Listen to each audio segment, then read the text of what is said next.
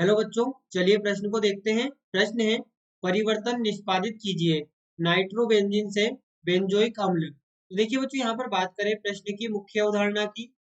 मुख्य अवधारणा, तो बच्चों देखिए यहाँ पर समझे कि हमें कहा गया है नाइट्रोबेंजीन से बेंजोइक अम्ल। तो देखिए बच्चों, यहाँ पर क्या होता है कि जो नाइट्रोबेंजीन होता है, यहाँ पर पहले बात करें कि यहाँ पर हम किन किन अभिकर्मकों का प्रयोग करेंगे। तो देखिए बच्चों, सबसे पहले यहाँ पर नाइट्रोबेंजीन का अपचयन किया जाएगा, जिसके लिए यहाँ पर SnHCl का प्रयोग करते हैं।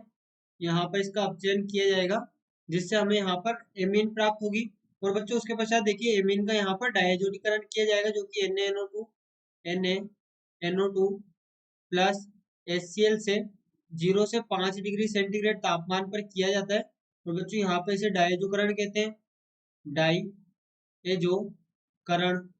इसके पश्चात बच्चों देखिए यहाँ पर जो तीसरा विकर्मक हम प्रयोग करेंगे, यहाँ पर डायजोकरण की क्रिया हम CuCN से करेंगे, CuCN, जिसे कि बच्चों यहाँ पर गाटरमान अभिक्रिया के नाम से जाना जाता है।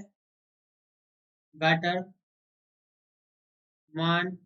यहाँ पर ये गाटरमान अभिक्रिया के नाम से इसे जाना जाता है, जिससे बच्चों यहाँ पर हमें अम्ल प्राप्त होगा। उस अम्ल का बच्चों यहाँ पर हमें साइनाइड प्राप्त होगा।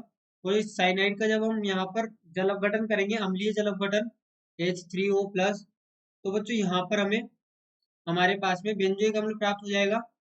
यहाँ पर ये जल अपघटन, और ये इस अभिक्रिया को यहाँ पर देखिए गाटरमान अभिक्रिया है हमारे पास में, गाटरमान अभिक्रिया। तो देखिए बच्चों यहाँ पर समझे, सबसे पहले हम क्या करते हैं, नाइट्रोबेंजीन का यहाँ पर अपचयन करेंगे। यह हमारे पास में नाइट्रोबेंजीन है इस प्रकार से। अब बच्चों यहाँ पर इसका करते हैं अपचयन SnHCl की उपस्थिति में, SnHCl की उपस्थिति में। तो देखिए बच्चों यहाँ पर 6 हाइड्रोजन प्रयोग किए जाते हैं, जिससे कि हमें यहाँ पर एमीन प्राप्त होता है, जो कि जिसे कि हम यहाँ पर एनिलीन के नाम से जानते हैं। अब बच्चों यहाँ पर देखिए इसकी अभिक्रिया किस प्रकार से होती है, तो यहाँ पर समझे। सबसे पहले क्या होता है, हमारे पास में जो नाइट्रो यौगिक है यानी कि नाइट्रोबेंजीन है, इस नाइट्रोबेंजीन की क्रिया बच्चों यहाँ पर हम करते हैं SnHCl की उपस्थिति में, तो हमें एमीन प्राप्त होता है, एमीन प्राप्त होता है।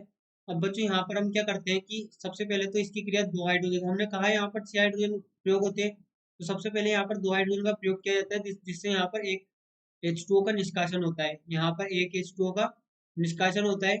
और बच्चों यहाँ पर हमें प्राप्त होता है नाइट्रोसोबेंजीन, नाइट्रोसोबेंजीन एंड डबल बॉन्ड O। इसके पश्चात बच्चों यहाँ पर 2 हाइड्रोजन का फिर से प्रयोग किया जाता है, यहाँ पर 2 हाइड्रोजन का प्रयोग होता है, जिससे हमें प्राप्त होता है यहाँ पर फिनाइल हाइड्रोक्सिल एमीन, यहाँ पर NHOH। और बच्चों यहाँ पर देखिए फिर से 2 हाइड्रोजन प्रयोग होते हैं, जिसके द्वारा यहाँ पर जल का निष्कासन किया जाता है, यहाँ पर जल का निष्कासन किया जाता है। जो एक हाइड्रोजन बचता है वो जाके यहाँ पर NH पर लग जाता है, इससे NH2 प्राप्त हो जाता है। अब देखिए बच्चों यहाँ पर यह हमारे पास में अपचयन हो गया नाइट्रो यौगिक का। इसके पश्चात देखिए हम क्या करते हैं, यहाँ पर हमें एमीन प्राप्त हो गया। अब देखिए एमीन की क्रिया यहाँ पर की जाती है NaNO2 प्लस HCl से, NaNO2 प्लस HCl से 0 से 5 डिग्री सेंटीग्रेड पर। तो हमें यहाँ पर डाइजोनियम लवण प्राप्त होता है, N2 प्लस और Cl माइनस, यहाँ पर डाइजोनियम लवण है। और बच्चों यहाँ पर इसकी क्रिया देखें, तो इसकी क्रिया देखिए किस प्रकार से होगी। यहाँ पर यह हमारे पास में एमीन है, इस प्रकार से यहाँ पर एमीन होगी। और बच्चों यहाँ पर जब इसकी क्रिया NaNO2 प्लस HCl से की जाती है, NaNO2 प्लस HCl से 0 से 5 डिग्री सेंटीग्रेड पर, तो यहाँ पर हमें प्राप्त होता है डाइजोनियम लवण N2 प्लस और Cl माइनस। तो बच्चों होता क्या है कि यहाँ पर जो NaNO2 है, NaNO2 प्लस HCl, ये मिलके बच्चों यहाँ पर बनाते हैं HNO2 यानी कि नाइट्रस अम्ल, और साथ में NaCl। अब बच्चों क्या होता है कि यहाँ पर पहले तो इस एमीन पर क्रिया करता है HCl, और HCl क्रिया करता है तो इस नाइट्रोजन के पास है लोन पेयर, और यहाँ पर H प्लस Cl माइनस होता है, तो ये लोन पेयर अपना जो नाइट्रोजन है लोन पेयर डोनेट करता है यहाँ पर H प्लस को, और H प्लस को लोन पेयर डोनेट करके यहाँ पर इस प्रकार का यौगिक बनाता है। देखिए बेंजीन रिंग और NH3, ये लोन पेयर डोनेट करके इसने H प्लस ग्रहण कर लिया, तो H प्लस और Cl माइनस। अब देखिए बच्चों इसके पश्चात क्या होता है, यहाँ पर नाइट्रस अम्ल क्रिया करता है, यहाँ पर नाइट्रस अम्ल क्रिया करता है HNO2, जो कि यहाँ से जल का निष्कासन करता है, यहाँ से ये जल का निष्कासन करता है। यहाँ पर देखिए इस प्रकार से होगा ये यहाँ पर जब इसकी क्रिया की जाएगी तो यहाँ पर ये HNO2 क्रिया करेगा और यहाँ से जल का निष्कासन करेगा, जिससे हमें यहाँ पर डायज़ोनियम लवण प्राप्त हो जाएगा। यहाँ पर हमें डायज़ोनियम लवण प्राप्त हो जाएगा। अब इसके पश्चात बच्चों देखिए क्या होता है कि जो डायज़ोनियम लवण है, इस डायज़ोनियम लवण की क्रिया की जाती है CuCN से, जिसे यहाँ पर गाटरमान अभिक्रिया के नाम से जाना जाता है। और बच्चों यहाँ पर हमें प्राप्त होता है साइनाइड। यहाँ पर साइनाइड हमें प्राप्त हो जाता है। अब बच्चों इसके पश्चात देखिए यहाँ पर जब साइनाइड का जल अपघटन किया जाता है, कि अम्लीय जल अपघटन किया जाता है, तो हमें यहाँ पर एसिड प्राप्त होता है।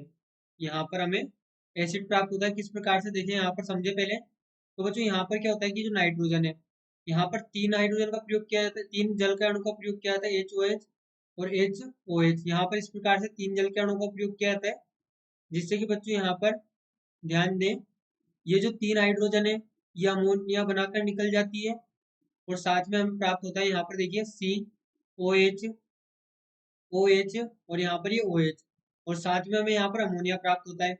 अब बच्चों हम जानते हैं कि एक कार्बन पर 3 OH समूह यहाँ पर स्थायी नहीं होते, तो ये यहाँ से जल बना के निकलेगा और यहाँ पे हमें प्राप्त होगा, यहाँ से एक जल के अणु का निष्कासन होगा और हमें यहाँ पर प्राप्त होगा, इस प्रकार से यौगिक प्राप्त होगा।